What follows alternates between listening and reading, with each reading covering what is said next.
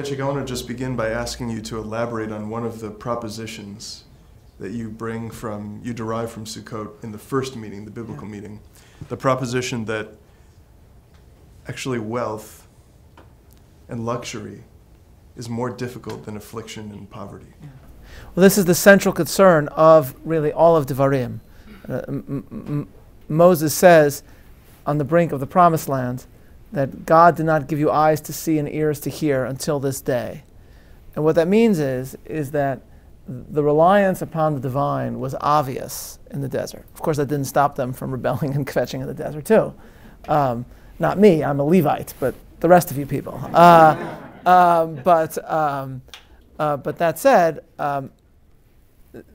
the greatest challenge, as he says, is going to be you build a house, you harvest, and you will forget God. That's the central concern.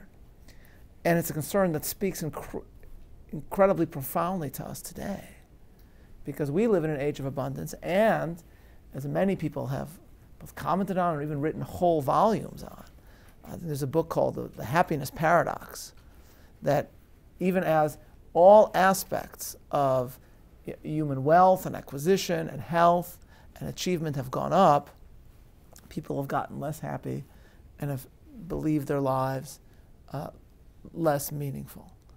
And so this is a danger both to those who can forget God entirely, and it's also a danger to those who live religious lives as well, that they forget the entire point of what our life is all about. Rav Aaron Lichtenstein has spoken about the danger in today's day and age of what he calls glot kosher hedonism. For me, the greatest example of that was, I think this is a real ad, but if it's not, we can imagine such an ad.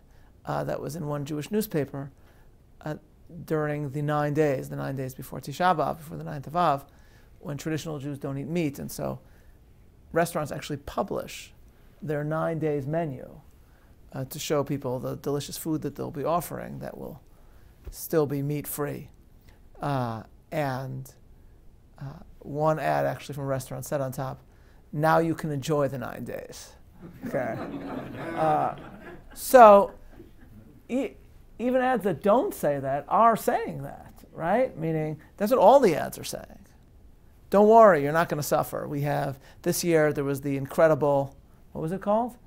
The incredible burger, right? They invent something that tastes like meat, and everybody has it, and people online are saying, who has it, and where can I find it?